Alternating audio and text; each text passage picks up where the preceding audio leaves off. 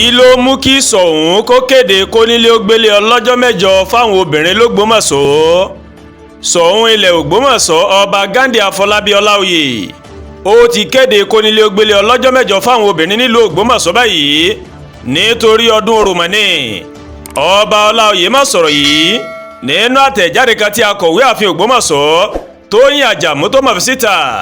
Kábíyèsí sọ nínú àtẹ̀jáde náà wípé lálẹ́ òní tí ń ṣe ọjọ́ ẹtì Friday ọjọ́ 13 ni Kónílé ó gbélé náà yóò máa bẹ̀rẹ̀ ní pẹrẹwu láti aago 12 òru òní tí ń ṣe ọjọ́ ẹtì ọjọ́ 13 oṣù kẹfà òun ni ọdún orò náà yóò bẹ̀rẹ̀.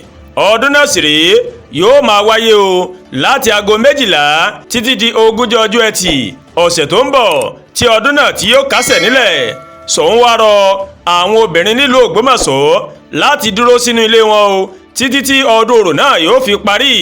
Kábíyèsí ó mà tó sọ nínú àtẹ̀jáde náà wípé àwọn ọlọ́pàá òun ni yóò gbé ẹnikẹ́ni tó bá tàpá sí òfin Kónílé ó gbélé yìí. Bákan náà òun ni ọba Ghandi ó mà sọ nínú àtẹ̀jáde ọ̀hún wípé kò gbọdọ̀ sí ìlù lílù láti ìbẹ̀rẹ̀ títí dé ìparí ọdún orò náà nílùú Ògbómọ̀ṣọ́. Soun wá rọ gbogbo olùgbé ìlú Ògbómọ̀ṣọ́ láti fọwọ́sowọ́pọ̀ kí ọdún orò náà kó lè kẹsẹ̀ járí o.